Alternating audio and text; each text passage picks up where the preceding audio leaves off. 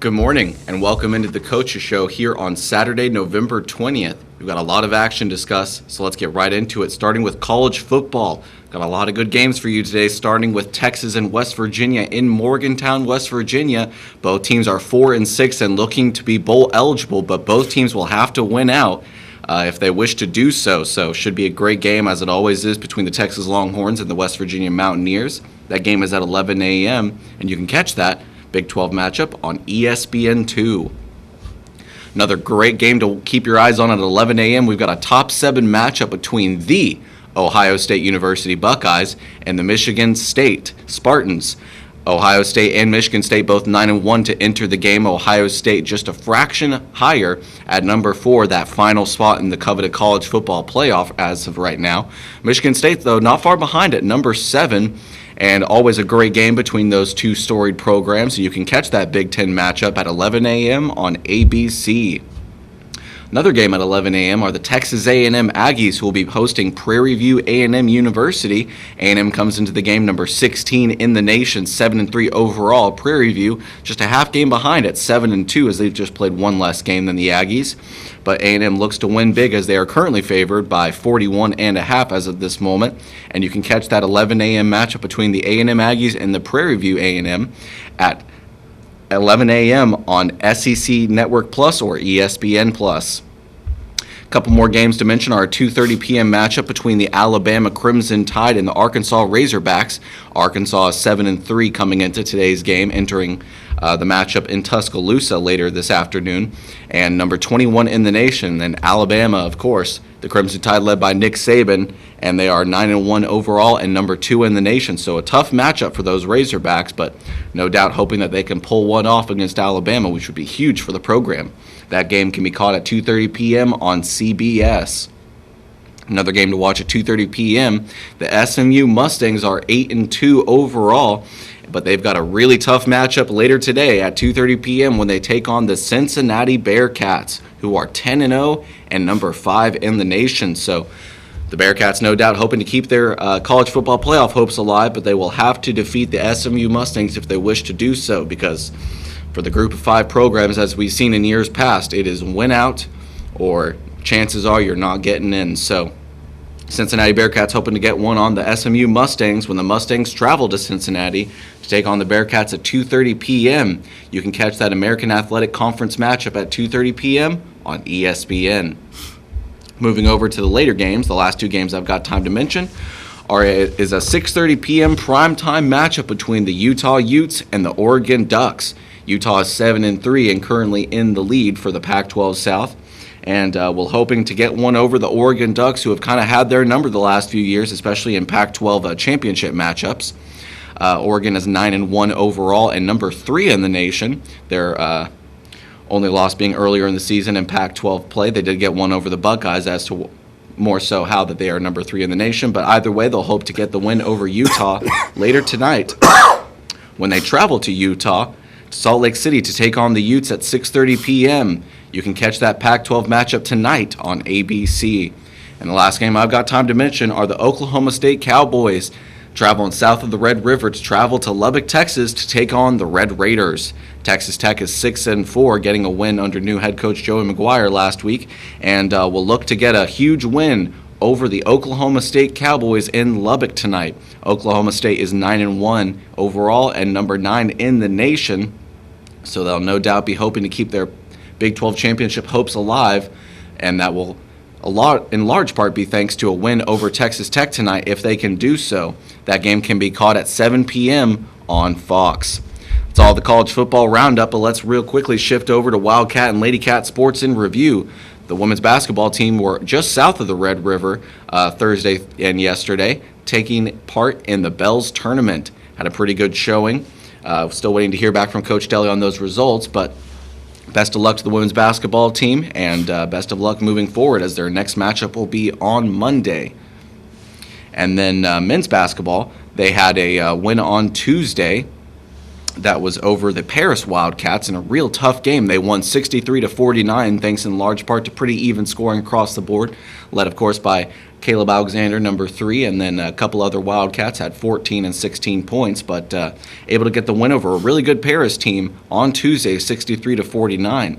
Yesterday, however, they were scheduled to travel to Palestine, and that game was scheduled to be played at 6:30 p.m. last night, but that game was canceled earlier this week. I tried to talk to Coach Brandon Shaver, the men's basketball coach, and kind of figure out if he could get a new opponent for Friday, as he was talking about he was hoping for earlier in the week on Tuesday after their win over Paris. But unfortunately, it did not come to be. So next up, they will be in Sherman on Monday. And when we return from a commercial break, we'll be talking with Coach Tony Martinez, team tennis coach, about his recent results with his squad, and we'll be previewing the spring season coming up. Welcome back to the Coaches Show here on November 20th. Before we went to a commercial break, we talked college football and Wildcat and Lady Cat sports in review this week. But joining us today is team tennis coach Tony Martinez to talk a busy week for his program. Coach, thanks for joining us. Oh, thank you. Thank you.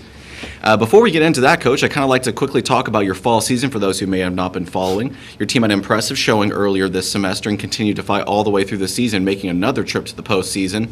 And while the loss versus White House may not have ended the way that your squad was hoping for, your team had a lot of matches against powerhouse teams that in years past were sometimes shutouts for your squad. So to see your program win more and more week after week had to instill some confidence in your squad heading into the spring. That's true. In fact, this past week, I'll say like 2-3 days ago, I was just going through the records to go ahead and compare from last year. Finally get a little bit of break. And I could see, hey, we have improved over the last 2 years. Even when you look at the scores from 3 years ago to 2 years ago. And then the scores were there this year, that we have improved by, for me, leaps and bounds. I mean, we weren't even near this 2 years ago or a year ago. So I think, I felt like we've talked about this before, the time that we put it on the courts all summer and started earlier, August the 2nd, really paid off for us to get to where we're at, here in October. So it was still, like I said, we felt like we can see what we still need to work on. There's still a lot of work to be done. And time goes by. I just had a talk with a senior because he was a little upset. We've been out here practicing a little bit. He said, "Why are we still practicing? We don't play again until..." And here's what comes up when you try to explain to them that, days are numbered. You don't know what the weather's going to bring us. We might not be able to, we come back from Thanksgiving and you only have 1 day of practice scheduled that week. That could be a rainy day. And then we come back the following week, we have 3 days of practice schedule. Still could be cold, windy, and we don't get out there and practice. Then the following week, you're gone for 2 weeks for spring, for the Christmas break. So where are we at now? You've only had that one practice you're complaining about, and we didn't get to do anything the next 2 to 3 weeks to 5 weeks till the end of the year, and we come back and we start playing again. And you're a senior. For me, the sad part is you're done when we come back, you're done in 3 months. It's just January, February, and March, and the season is over with. So I opened his eyes, and I felt like, that your days are numbered now. Your practices are really numbered. And so you need to really, I think, take it in the best you can and work as hard as you can during those practices. So that's where we're at. You just... getting the time in there, we got a little break, but we're still working at it. We're still going at it, and that's what pays off in the end. I'm going to go hats off to Coach Mike Metter. And he's our assistant AD, but he's also the one who has pushed this program a little bit further. We're not just taking the day off because it's windy and rainy. We're inside the football indoors last week or two for 2 days. And we're still preparing. I mean, be it crunches, we haven't done a lot of conditioning, but we did it for those 2 days, trying to tell them this is what we have to get ready for next year. So with him pushing the program, getting us in the right direction, keeping us just going and going and going, we're finally going to reach where we want to be in the next year or so. He can see that. We had a middle school tournament here Tuesday night. in the last 2 to 3, 4 years, I might have 2 to 3 kids, boys, and 2 to 3 girls, and then that's it. 6 kids going against 16 or 20 kids from another school. We were able to put the numbers together. Now we have the 15 boys and 15 girls. We had over 30-something matches going on Tuesday night, which was really impressive. But that shows like what we're doing. It's working. You know, I mean, the extra time to put in there to make the kids to come there to work out, and nobody's complaining. You know, it's like, when do we have our next practice? When do we have our next practice? They're hungry, and that's what you want to hear. Not like, why are we practicing? You know, type of deal. But you do have to still teach, and like you're still teaching, explain why you're still practicing.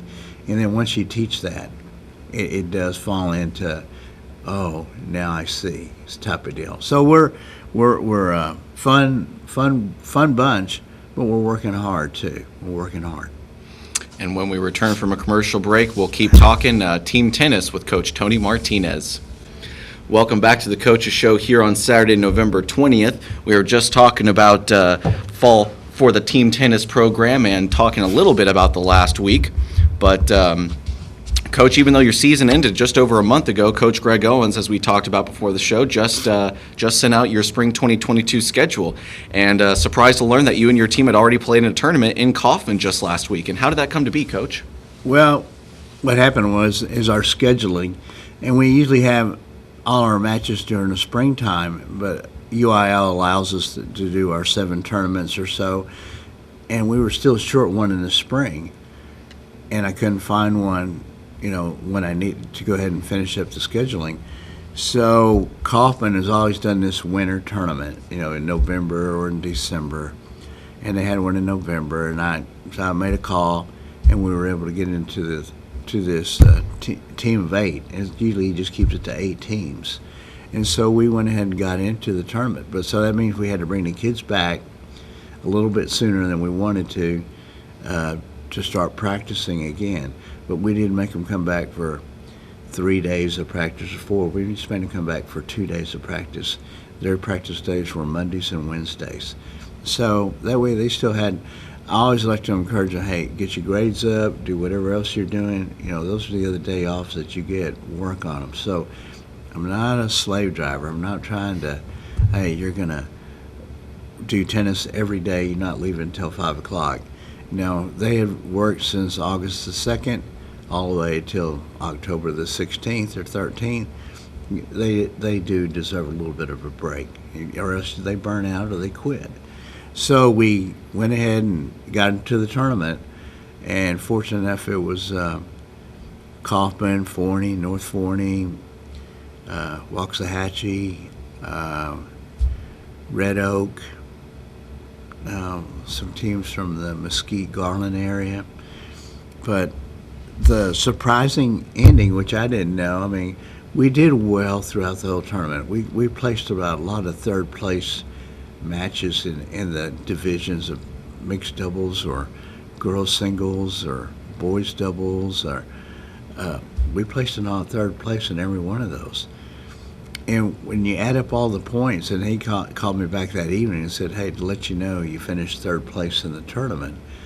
Wow. I mean, honestly, we played this tournament probably 2 years ago, and we were lucky maybe to get 7th place in the tournament or so. I mean, it was a strong tournament, but we were able to compete with everybody at this time, and it was really good to see where we're at also, and the indications are that we can be better in the spring, and we have to work at it. So we are.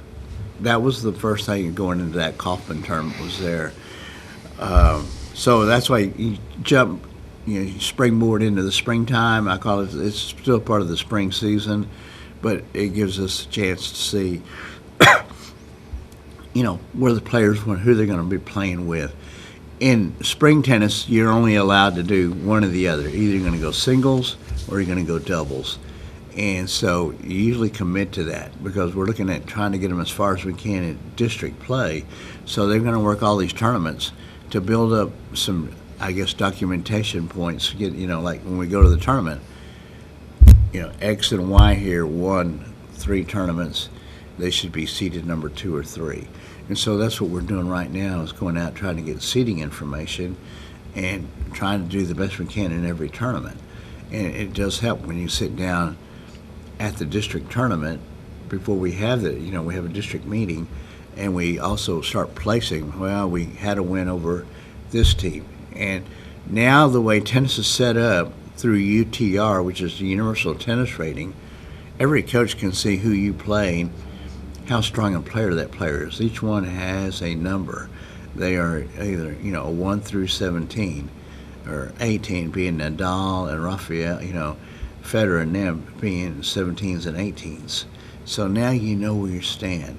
If you're going to play at a college, you're going to got to be at least 11, 12, 13, at the top colleges. If you see an 8 or 9, that's a really good high school player. And we looked at those ratings, and there's some schools down in South Texas or in the Austin area, every kid on that is an 8. So it accumulates when you start. They're a 64 team. The whole team is 64. Just to give you, I'm not trying to embarrass our team, but when you put it into perspective, ours is like a 18 or 19. So you can monitor and you can see who you're going to play up to, who you're going to play against. Our girls are stronger than our boys. So we have like a 24 or 23. But like I said, when you're going against the state champions, the girls there are 58 or 60 when you combine all their scores. So that way, with UTR, you can see who you're playing against, what their strengths are. It's a pretty good prediction and indicator who's going to win the match. That means that person has played so many more matches, but has played stronger kids along the way to get to their number. Our kids range around the 3s and the 4s. When you're playing against the T-highs and the long views, theirs are around the 5 and the 6s.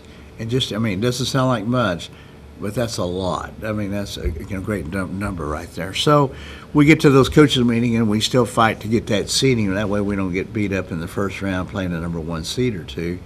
We might have a chance to get through and work our way through a playback match, and win a match. So, and get somebody to regionals. So that's what our goal is here with this scheduling, getting quality matches and quality tournaments and playing, tougher opponents to get our players ready for the district tournament there in March.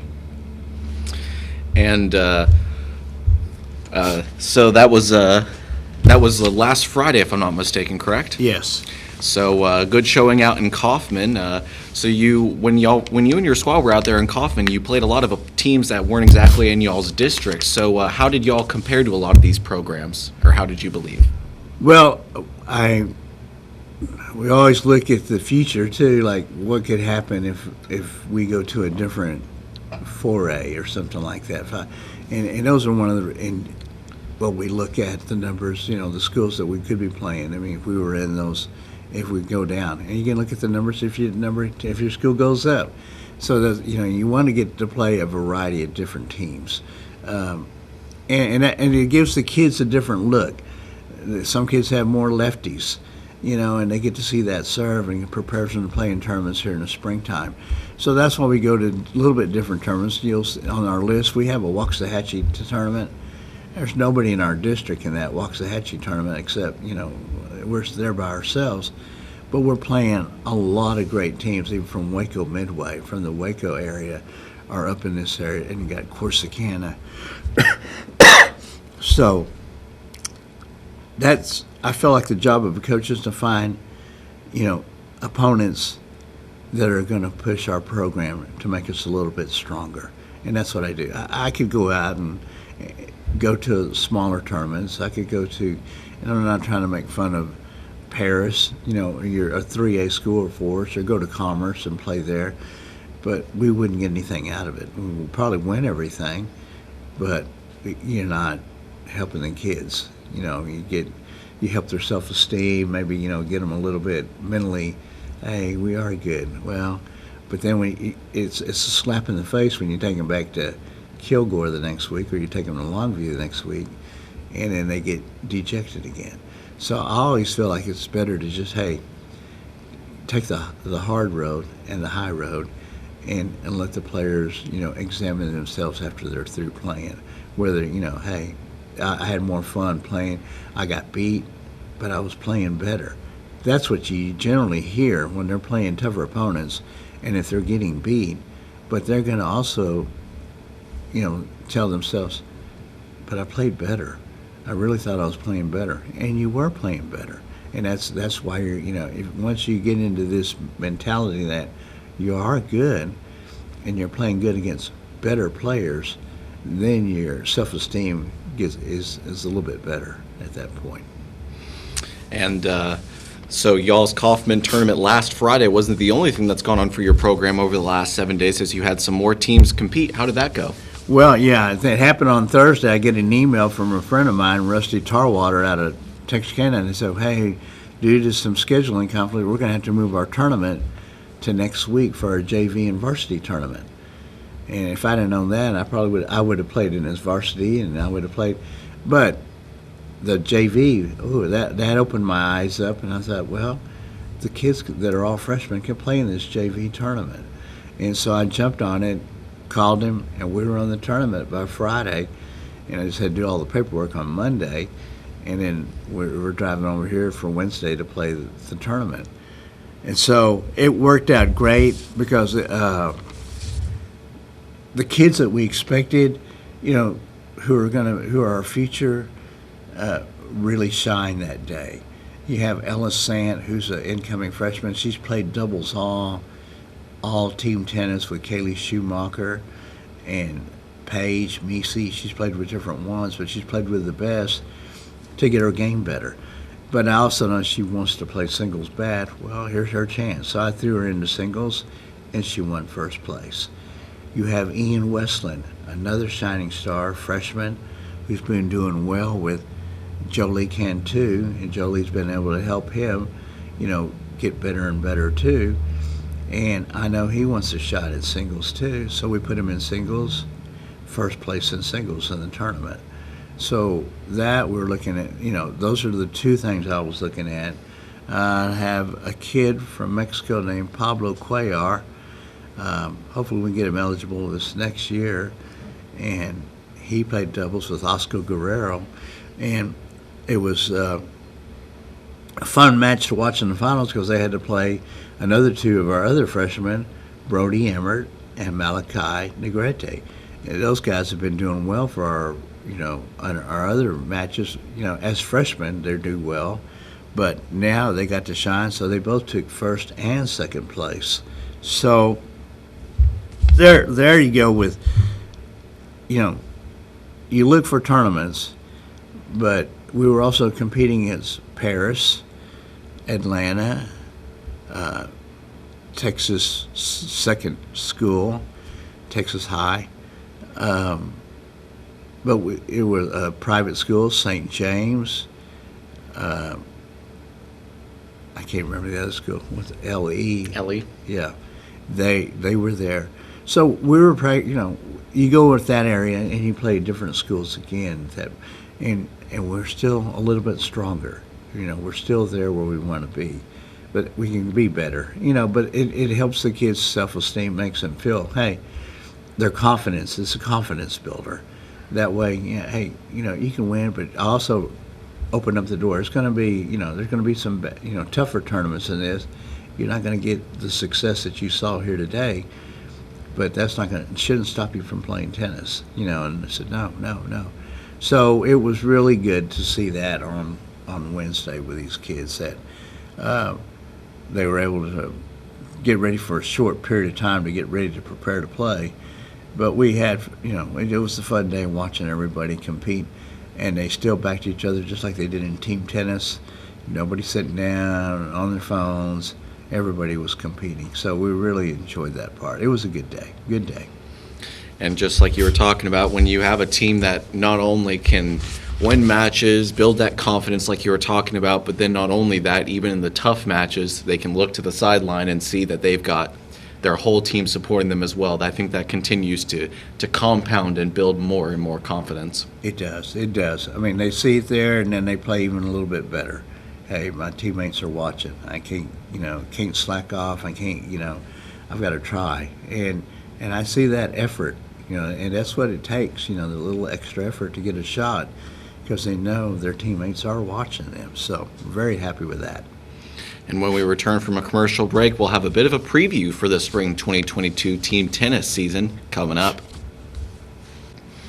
Welcome back to the Coach's Show here on November 20th, where we've been joined by Coach Tony Martinez and team tennis coach who discussed the fall season, a big week for team tennis, including Attorney and Kaufman last Friday, and now we'll be previewing the spring 2022 tennis season. Coach, you and your squad, like so many teams, will be in the thick of it when the new year rolls around, starting with your first match on January 6th. In the fall, y'all took on Sherman here in Sulphur Springs, but this time around, y'all are going to be making the trip out to the Metroplex. True. We love and enjoy playing with them. They have a brand new tennis complex. Great coach, Rodney Pilcher, back from my area, Vernon, Texas, out in North Texas. He's from there. This will be like a dual match. It's not a tournament. This is where we just go head to head, whether our ones will play their ones, and then we flip them after they play each other. Our twos will play their ones, so our ones will play their twos. So it's a good way to see where we're at, too. And it does make a difference. Sometimes we're a little bit stronger here at this point in some matches compared to we were in team tennis. So we could still pull out a win. I mean, we did lose to them. Great team they are. But we could still pull it out when you go the other way. With this numbers route, with this way, we may be able to get the match. But we're going to their new complex, and we're just going, like, we get here to the first day, and then the next day we go to play, and we come back from school. And so that will be fun, and like I said, they'll have lights. And that's what kind of killed us the last few years. Brand new complex, they have lights. So we'll be able to stay a little bit longer. We've had to stop at dark over there. And it's been freezing cold over there the last 2 or 3 years. I'm thinking 40 degrees with the wind blowing at 20 miles per hour. It's not tennis weather. So, and then here we go, January 13th. Our JV will start getting back on the courts at the Tyler Legacy Tournament. And I was just talking to the coach yesterday, and he's got over 24 teams in this tournament. Wow. They're coming from everywhere, from the Dallas-Fort Worth area. It's a who's who for that JV tournament. So we'll have fun there at that tournament there in Tyler. And back January 21st, we have the Varsity Tournament in Hawsville. And it's hard to say with the weather. You're always iffy, But we need to play these guys because they have the top girls and they have some mixed doubles. And so that's why we're going to their tournament. We haven't been there in the last 4 years, but we're trying to get some numbers and get some wins to help us in our district tournament. And this is one of those key places where you have a Pine Tree, Hawsville, and then some future if you win there, some other people from the other region are at this district too, so you get to see where they're at too. So that's our kind of it's an early start on January 21st with the Hawsville tournament. And then the following week on the 25th, we'll go to the JV, and it's still going to be a tough tournament there too. He's got good numbers. A good tournament will be February the 4th, the Kilgore Tournament. It's one of the best tournaments in East Texas. It's also spread out all over East Texas. I mean, you'll play in Kilgore. You could have some matches in Longview. You have matches at Pine Tree. You have matches, at Spring Hill. And you can have some matches at Laterno. So you're everywhere at the Kilgore Tournament, but he plays it out. So you're guaranteed 4 matches no matter what. You're going to find out whether you're first, second, third, 9th, 12th, or 16th place. And I was always tough on my kids. Like I said, well, you better win a match or so. You don't want to get that 16th place. But he has them numbered, so A great tournament. It's been over the past. It was one of the first tournaments I started in 6 or 7 years ago. So very happy to be at that Kilgore tournament. I know it's not on the schedule here, but it just got on the schedule 2 days ago, which will be February the 3rd, the day before that Kilgore tournament. Paris is having a JV tournament. We're going to jump into that JV tournament. So we're looking forward to that. Coach Davis, he's my idol now because he just told me he's going to turn 80 next year. Wow. And he's an amazing coach. But I promise, I already know, I will not be here at 80. So then we head on down. Let's go February 15th to the Tyler High School. We got a JV tournament on that Tuesday. And then February 18th, we go to Tyler High School for the Varsity tournament. Another good tournament spread all over Tyler. You're at Tyler Junior College. You could be at the Tyler High School, at Legacy's new courts, and you can be at Tyler High Schools, and you play out at Faulkner Park. So we're spread out too. But another great tournament. They really put on a good tournament, and the type of people that are there is first class. Where you're playing top players, All Saints Academy. Those kids are tremendous.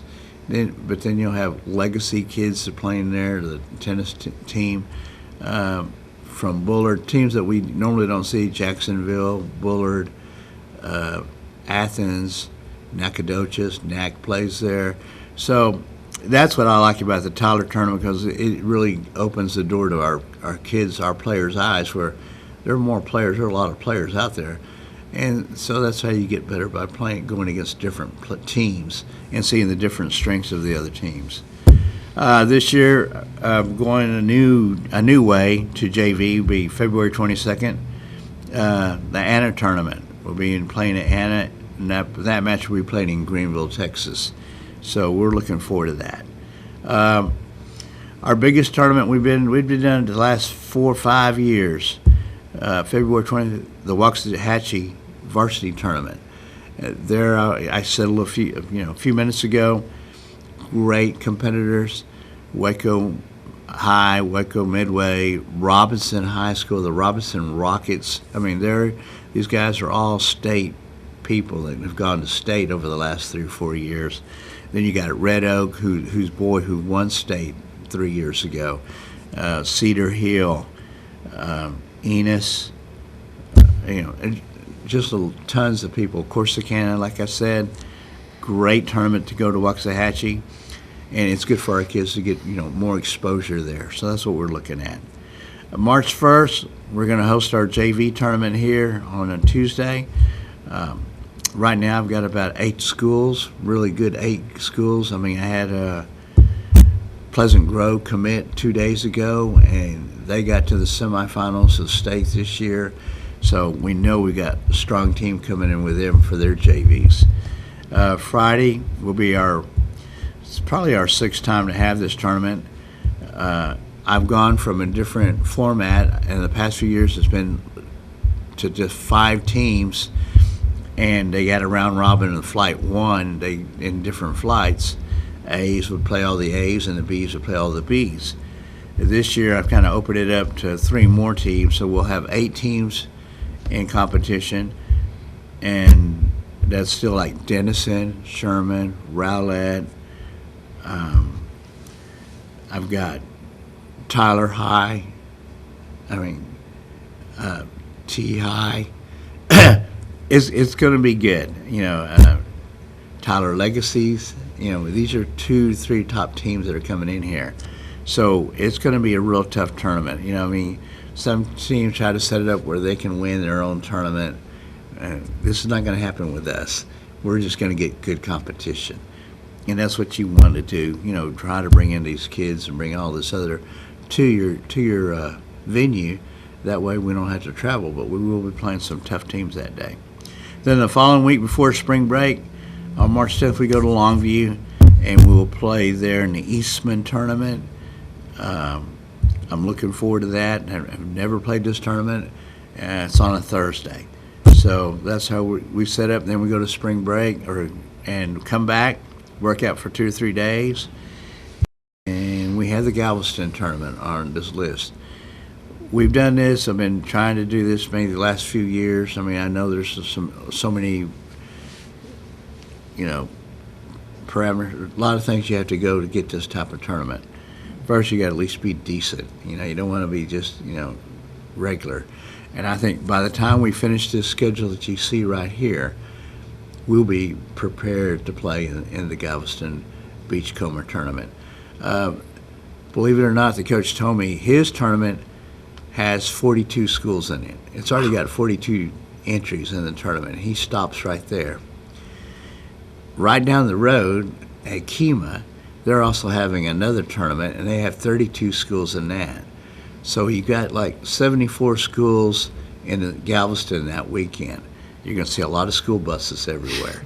So we're looking forward to it. It's a good friend of mine that I've known for over the last 25 years when I was down in Corpus Christi. He's running. It's a great tournament. And everybody from this area is in this tournament too. I mean, Tyler Legacy goes, Tyler High School goes, Sherman goes. I mean, there's a few that I was surprised that out here in the Fort Worth and Dallas area that attend this tournament. So I thought, well, if they're going, then I think, I want to go. So it'll be fun. It'll be fun to get down there, but I think it'll be great for the kids to see a lot of other new faces other than Northeast Texas type. You're going to be seeing a lot of kids from the San Antonio, Austin, Corpus Christi, from the Valley at that tournament. So we're looking forward to going to that tournament. It's going to be a lot of fun.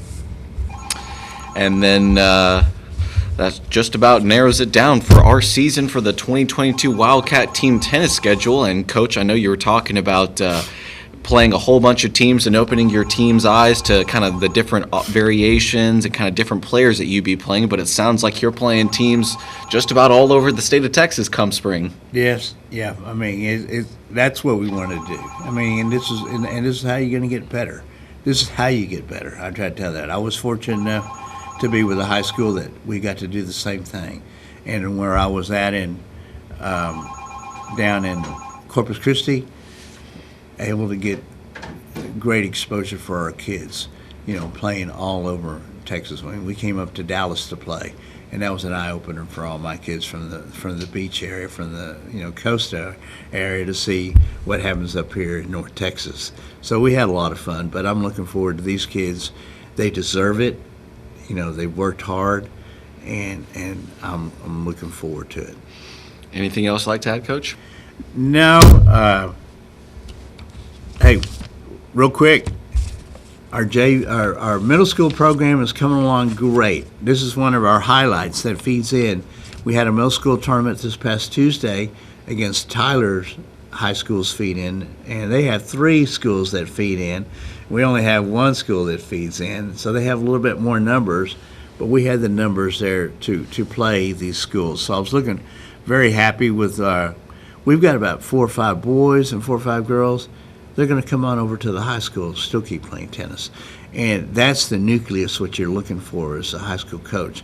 Kids that have committed, they did this their 7th grade year, and once you get these numbers, then you're looking for, hey, what the future really holds is that's what's happening is, hey, well, they'll be their junior year, their senior year, because they've already committed back in their 7th grade and 8th grade. Back when I first took the job, I only had 1, maybe 2, Joe Lee, Jonah Kirkpatrick, only 2 that started from the very beginning and go all the way through it. Whereas these kids here, I know and I feel you're going to have 5 boys and 5 girls, and they'll be able to keep the ones that are older, and there'll be some new ones that'll come in.